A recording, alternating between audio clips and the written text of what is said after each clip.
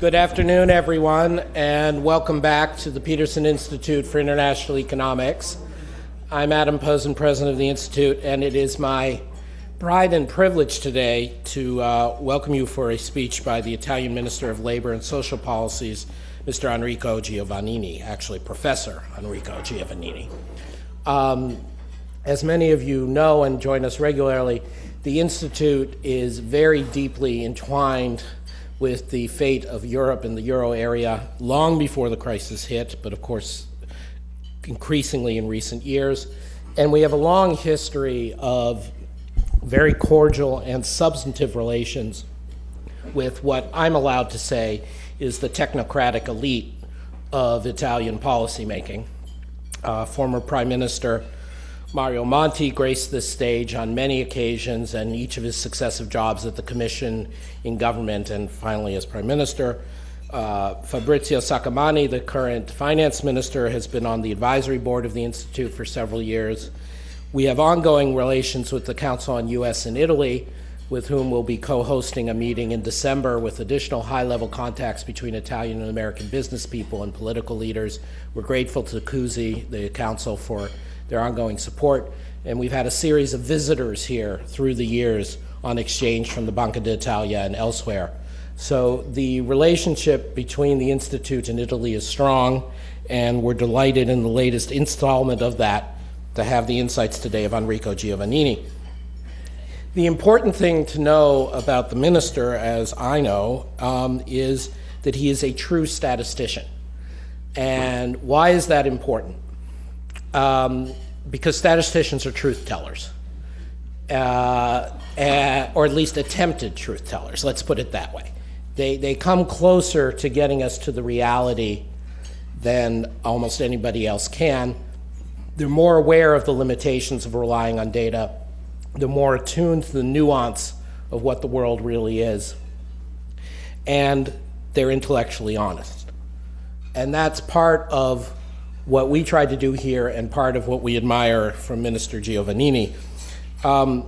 He was president of the Statistical Advisory Board for the Human Development Report of the United Nations, which has been a keystone of cross-national evaluation.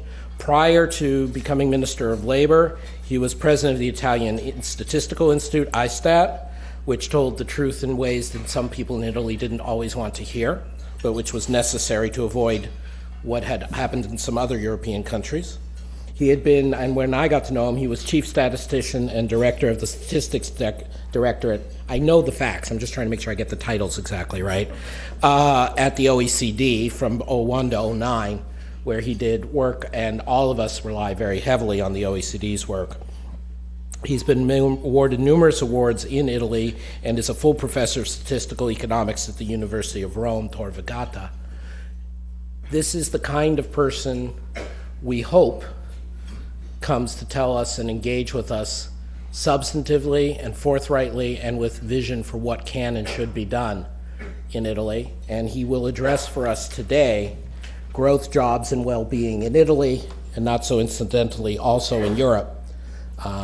It's my great pleasure to welcome Mr. Giovannini.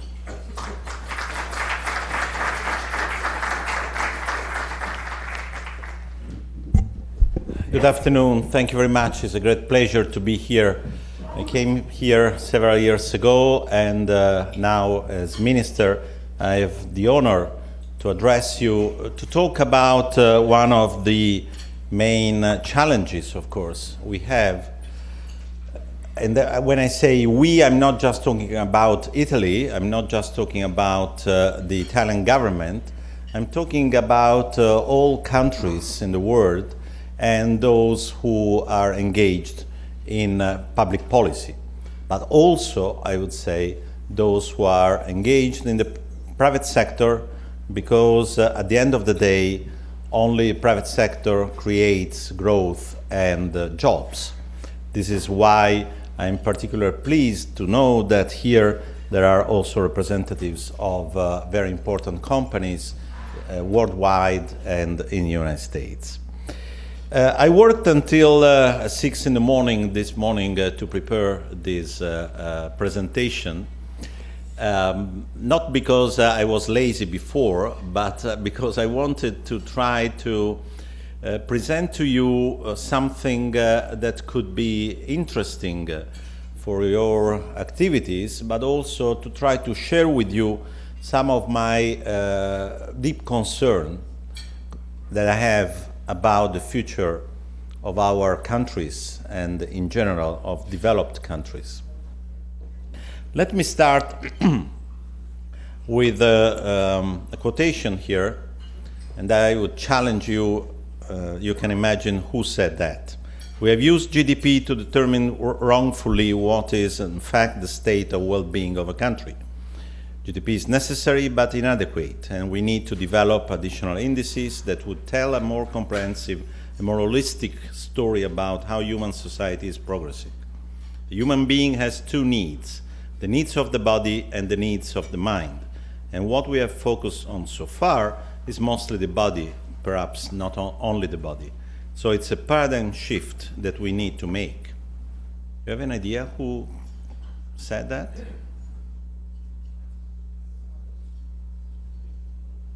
Well, this is the former Prime Minister of Bhutan. And you know that Bhutan pushed a lot this idea of happiness worldwide and so on. And now there is a lot of research, very serious research on this topic. But what I would like to underline here is that when he talked about the body and the mind, I will try to argue that the main problems we are facing now come from our minds. And this is where I think economic analysis is a little bit weak. But anyway, let me challenge you a second try, okay? We have a very different measure of what constitutes progress in this country. We measure progress by how many people can find a job that pays the mortgage, whether you can put a little extra money away at the end of each month so you can someday watch your child receive her college diploma, not by the number of billionaires we have on the profits on Fortune 500, but by whether someone with a good idea can take a risk and start a new business, or whether the waitress who lives on tips can take a day off to look after a sick kid without losing her job, an economy that honors the dignity of work. You know who said that? Your president, Barack Obama, when he accepted to run for the presidency. So I'm just using these two extremes, one from Bhutan, the other from the United States, just to talk about this whole discussion on beyond GDP. That you may have heard about, the Stiglitz Commission and many other initiatives around the world. The reason why I'm mentioning it is not only because I was behind this whole story when I was at the OECD, but because I think this captures one of the key problems of our current political, economic, social, environmental challenge, to be sustainable. This is why I will spend just a few minutes to talk about some key messages that are emerging from this stream of research. In 2007, I managed to have IMF, World Bank, not IMF, World Bank, UN, OECD, and other international organizations signing this declaration, which was mainly saying that we took the commitment to measure and foster the progress of societies, not only GDP growth, in all their dimensions. And we urge statistical offices, public and private organizations, and academic experts, and this is the key sentence, to work alongside representatives of their communities to produce high-quality, facts-based information. This is the key point that can be used by all of society to form a shared view of societal well-being and its evolution over time. Why am I underlining this sentence? Of course, I do not have time today to talk about the basis of this sentence, which finds its roots on the game theory applied to democratic processes. But the key point is that if we do not share a vision of our society, if we do not share a vision based on facts, it's very difficult to discuss what we want to do. And of course, if we are running our policies using wrong indicators and wrong signals, we end with wrong policies. In a nutshell, what can be seen as a good measure of measuring progress, a good framework for measuring progress, is represented by this chart, which recognizes that we live our lives are based on two systems, the human system and the ecosystem.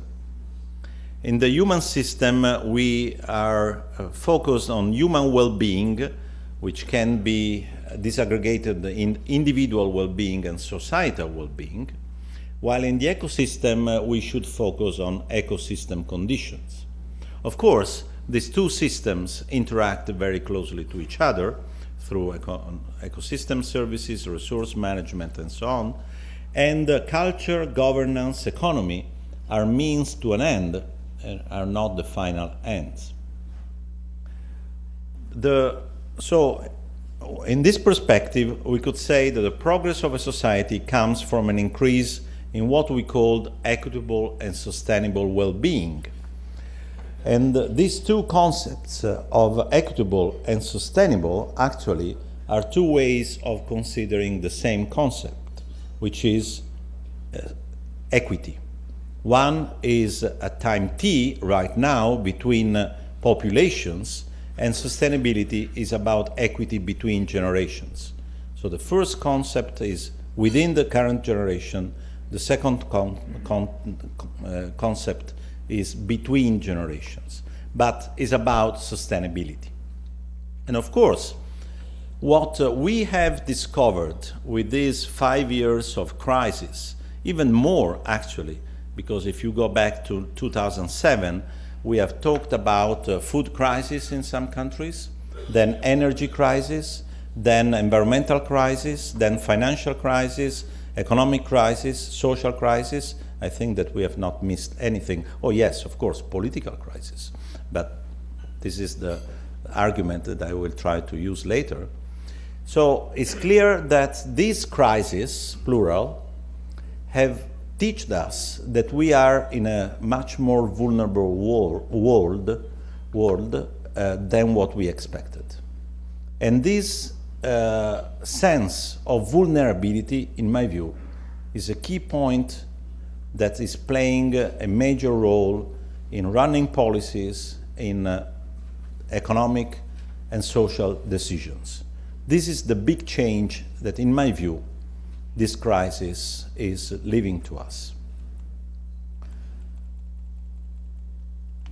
Of course, you could say, what do you mean by well-being? Well, we ask, for example, Italians, what do you think is most important for your personal well-being? And we got the usual results. Being in good health, guarantee the future of your children socially and economically, have a decent work, have an adequate income, and so on and so forth. I would like to stress the second of these answers, which was quite unexpected, I would say, which tell us that, at least in Italy, but this can be true also in other countries, the capacity of guaranteeing the future of the future generation looks a very important element in people's well-being. If you care about future generations, of course, you think that this is very important for your well-being. Of course, if you don't care, you would put this at the bottom of the distribution, following what Woody Allen said one day, using Groucho Marx sentence, why should I care about future generations? What did they do for me? Which is an argument. Now, to be short in this first part, we ended in Italy with a concept of equitable and sustainable well-being based on these 12 domains.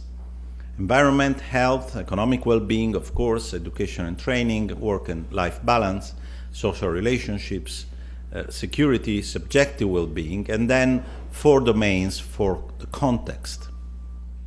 And I highlighted, and this is of course a way to punish me because I started this process, is that 5 dimensions are under my responsibility. So now I have to deliver something. This is the change of perspective I have.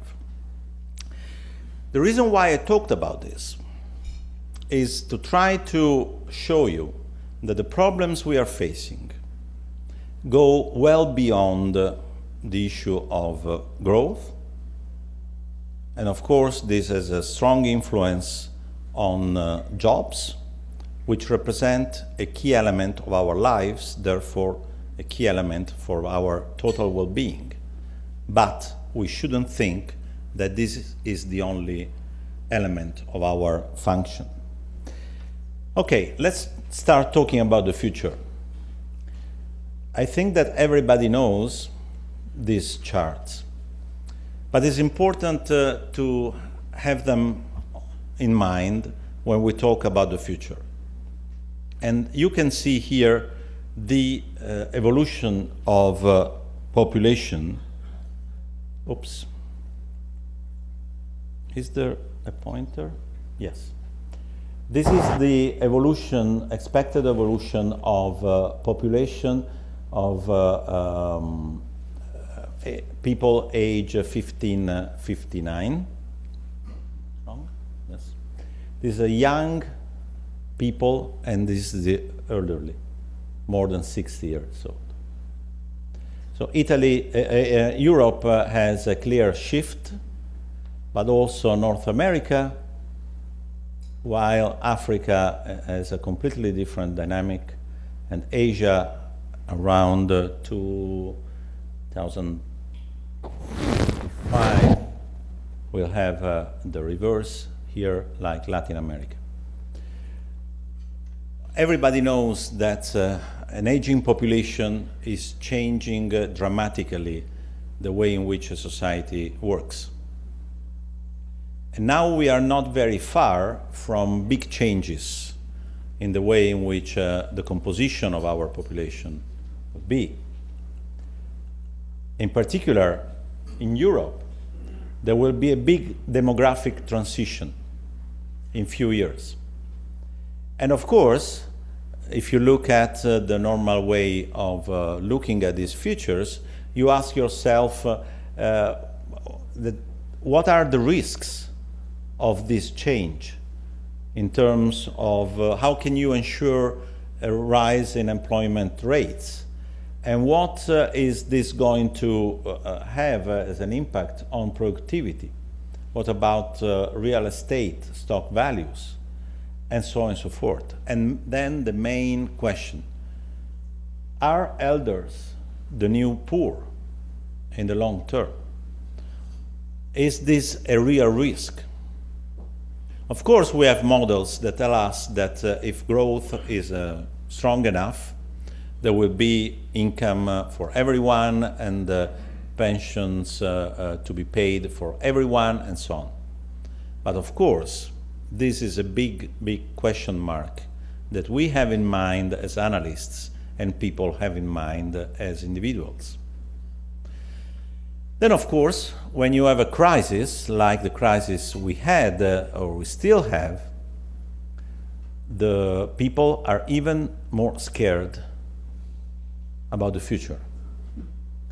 In Italy, for example, we passed a law 2 years ago that increased the retirement age to 67 by 5 years. It's great. Now we have fully stable pension systems from a financial point of view.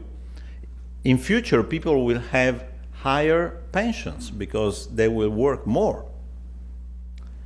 But this was done in the midst of a huge recession.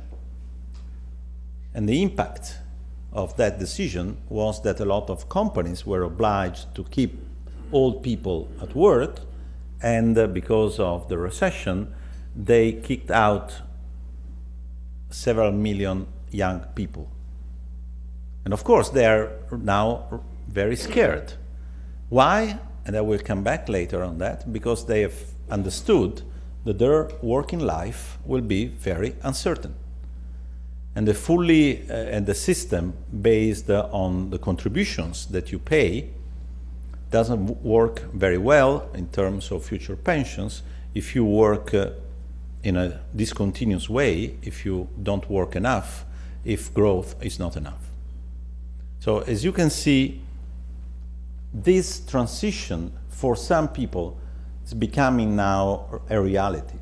And Italy can be called the old lady at this point, is particularly affected by these trends. We have already a declining population, but the total population is still growing a little bit because of migration. And in future, if nothing changes, Italy will have a decrease in total population, with all the implications for economic growth that this may have. And the share of people with more than 65 years will grow from 20% to 30%. And of course, we know, because this can be projected quite easily, that the share of people with health problems will increase a lot, and so on and so forth. So what I'm trying to argue here is that these trends should not be forgotten when we discuss about short-term economic, financial, and social trends. This is a chart, unfortunately, with the titles in Italian. This just show the subjective life satisfaction by age, and this is the share of people who are very satisfied with their current situation. You can see that young people, notwithstanding the problems that are facing in Italy, are much more satisfied of the life compared to the elder. And this is it's quite interesting. Is a question about what do you think about the future? Do you think that your situation will improve? This is the last chart.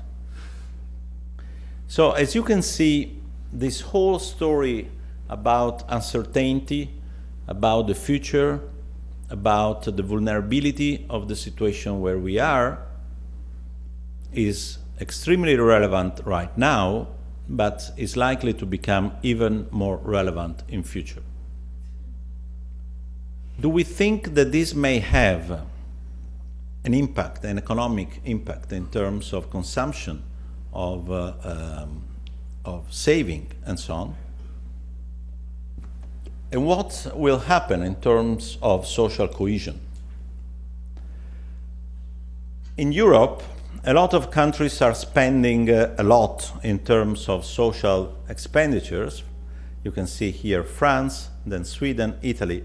This gray area is the share of expenditures for pensions. This is for income support to working age population. This is health, and this is other social services. And Italy, of course, has the highest share of payments for pensions.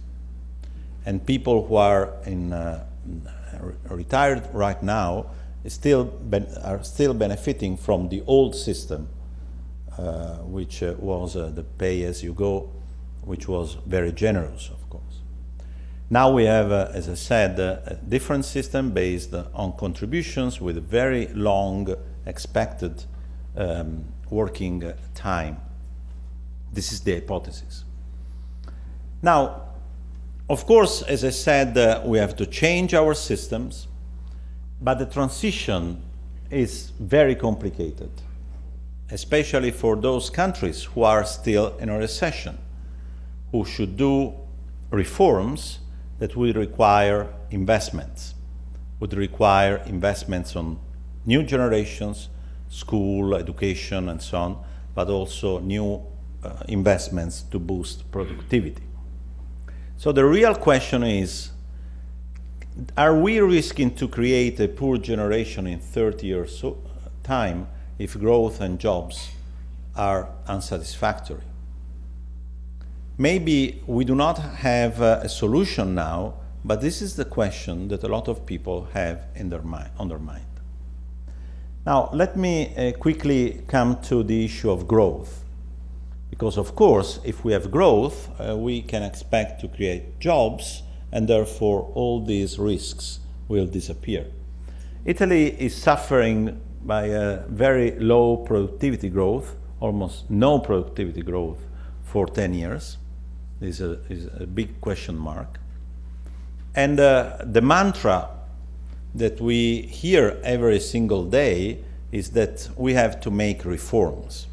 The labor market, pensions, public administration, civil justice, almost everything. A lot of reforms have been done. That is the truth. And the question is, can we really expect that after these reforms, our growth rate will come back to 3% in the long term necessary to absorb the 6 million people who are unemployed or discouraged out of the market?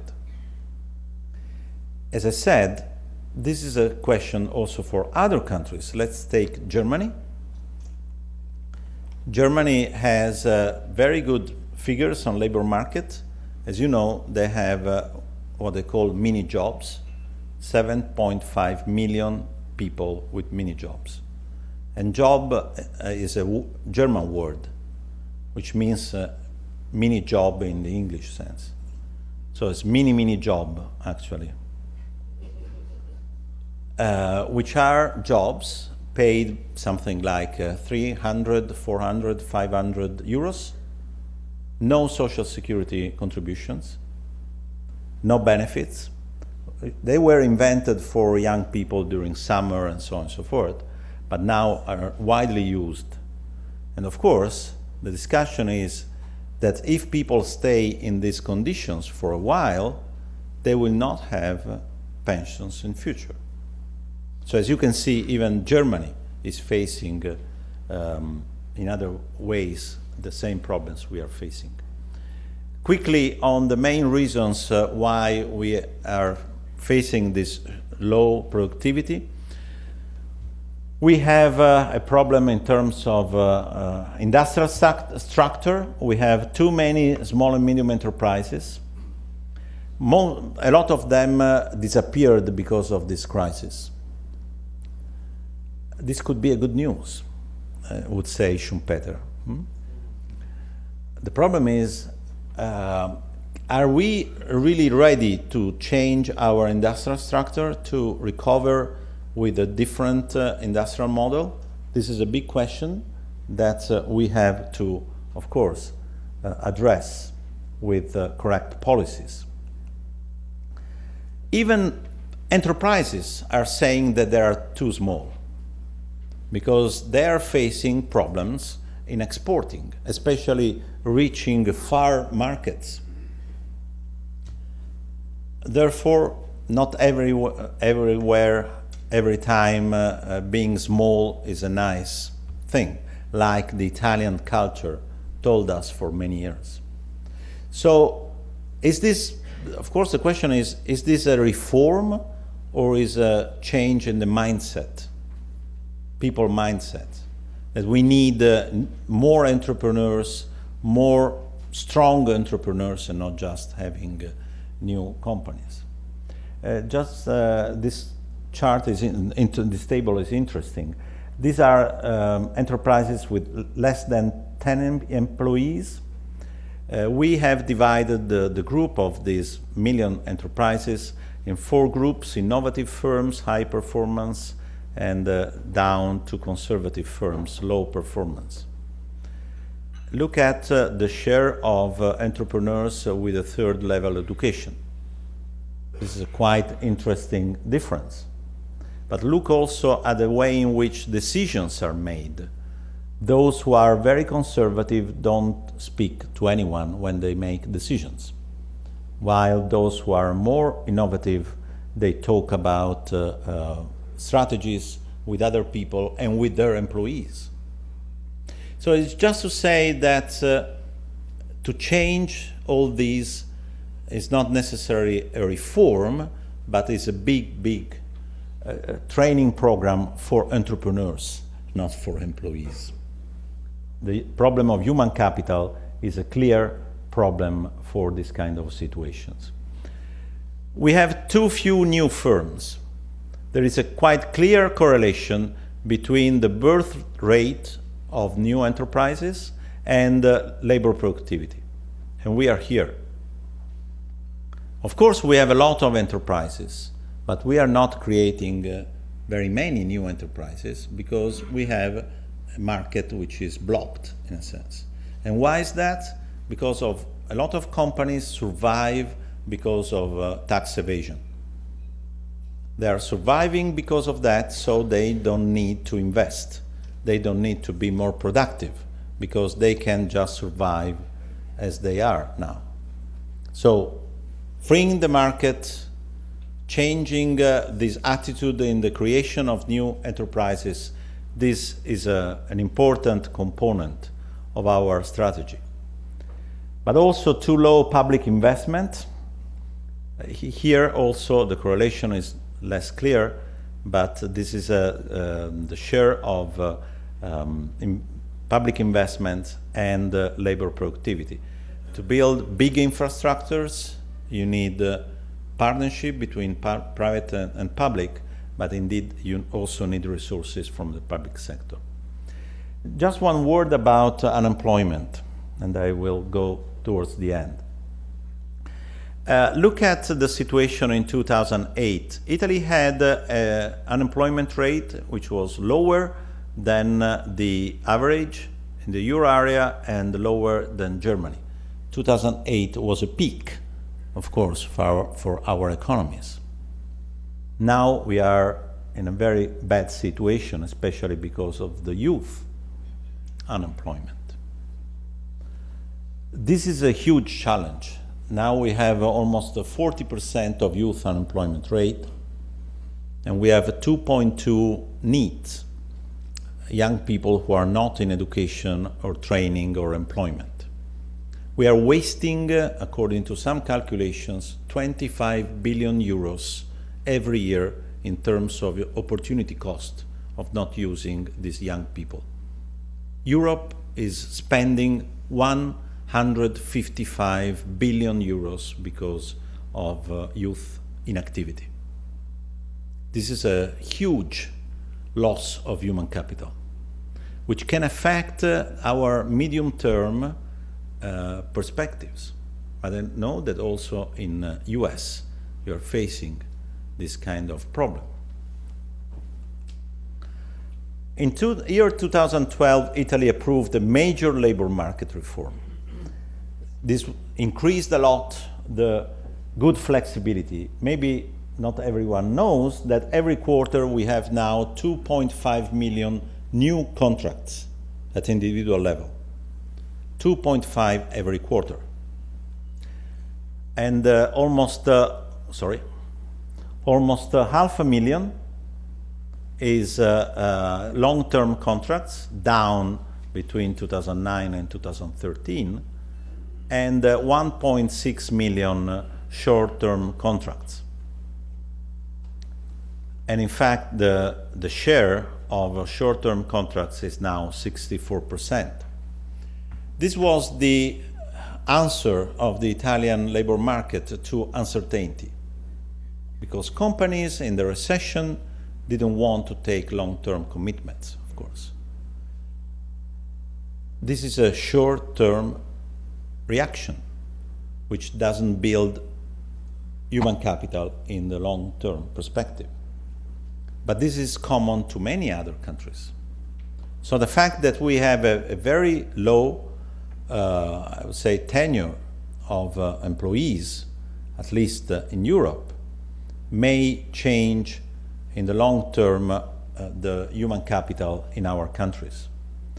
The labor market flexibility improved. This is the reduction that we had in 5 years compared to the other countries in terms of the OECD indicator of rigidity of our market. And we also had labor cost flexibility. This is, for example, the reduction of the real wages starting from the beginning of the crisis. Of course, you could say, well, but Spain had a much stronger reduction. And this is what some analysts say. Yes, but look at the unemployment rate. Our unemployment rate is similar to the French one, and Spain moved from less than 10% now to 25% unemployment rate. So you shouldn't be surprised that their salaries are going down so quickly. Now, just to conclude on the policy implications of all this.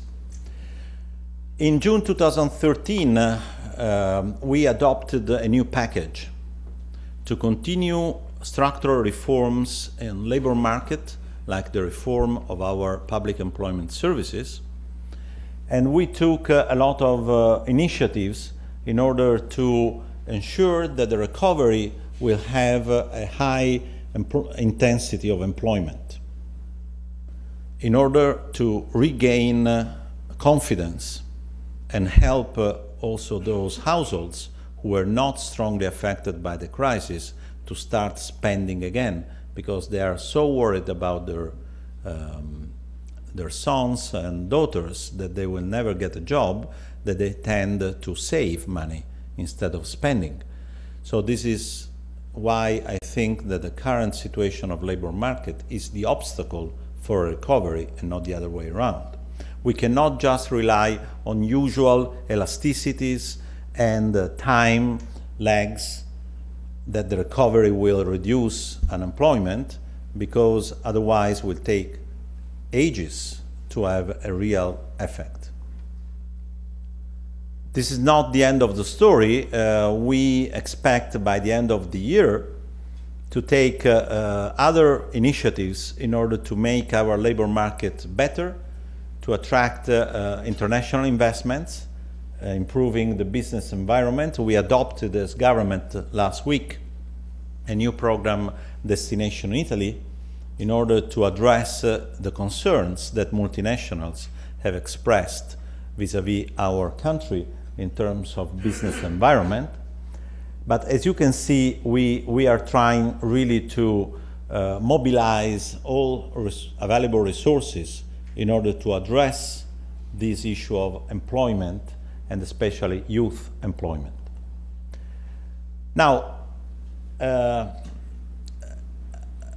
conclude, I try to underline that talking about equity and sustainability today in our economies has to look at the social component as well as the energy or environmental, the financial and the economic components.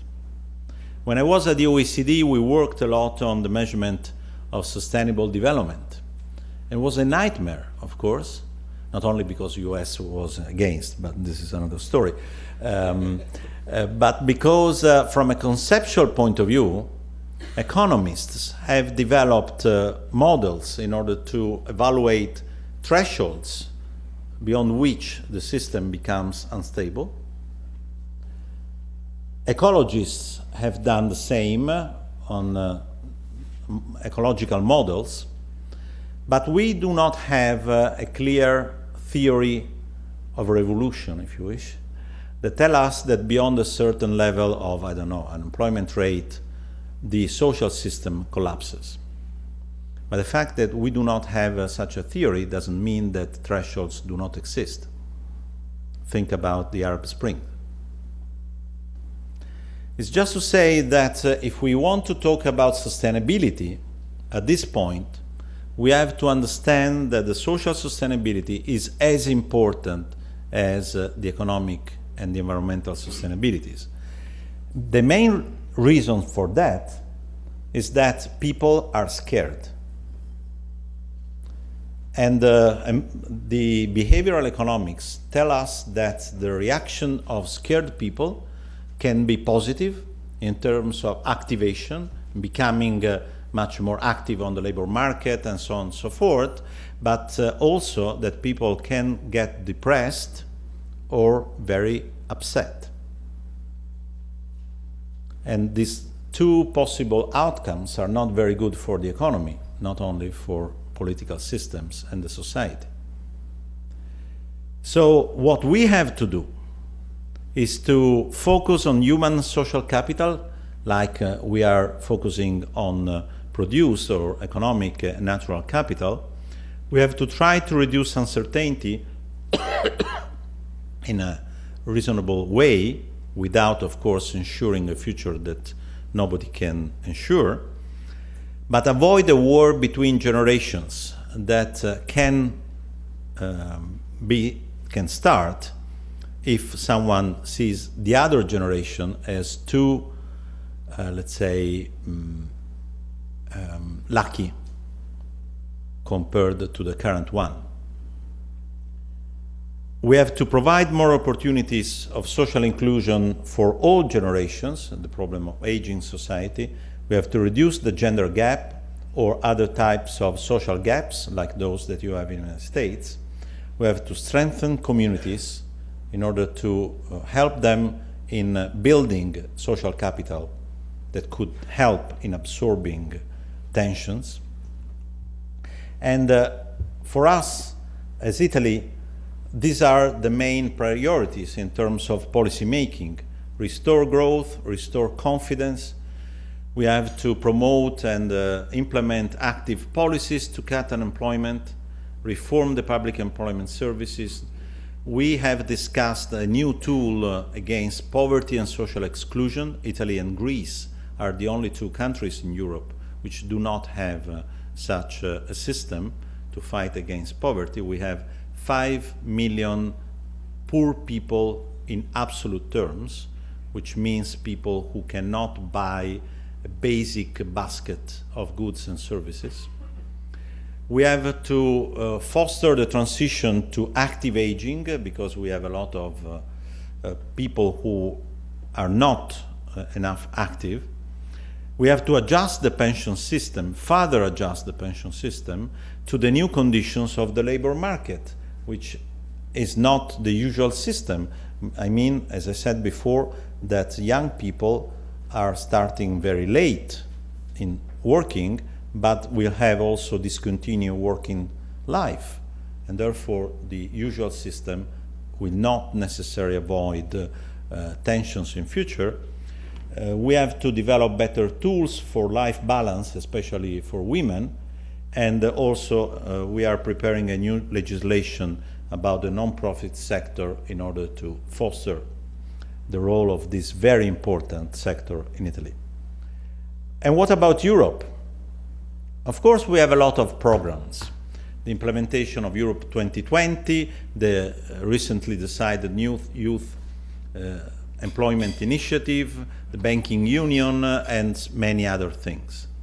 And next year will be crucial from a political point of view, because we will have a new European Parliament, a new European Commission, a new President of the European Council, and Italy will have the presidency of the Union in the second half of 2014, exactly in the moment in which these three new institutions will take, let's say, a new life after the elections. So in the second half of 2014, Italy must be leading the Union while the Parliament starts working while the Commission is nominated, while the new President of the European Council will be nominated. And the Italian presidency will come after Greece, Lithuania, and well, a few other small countries, let me put it this way, which of course must be respected, but they're, let's say, not founding fathers of the European Union. This is the politically correct statement. It's just to say that next year Europe will have a huge opportunity, great opportunity to really strengthen its future, but the condition is that we will be able to have a truly European election, European political campaign, commission with much more determination and charisma for future development, and we need to reform our European institutions in order to face better the big challenges that just I talked about. The key point from this point of view is that the social dimension of the European Union is a sort of Cinderella vis-à-vis the economic dimension, because the social dimension is seen mainly as a task of individual countries. But if we want to create a truly European labor market, if we need a truly European, I would say, welfare system, and so on and so forth. So you can see that the two things must go together. So these are very big challenges we are facing, and I hope that in the discussion we will have the opportunity to discover whether I'm too optimistic, too pessimistic, a crazy person, or the right person in the right place, or the wrong person in the right place. Thank you very much.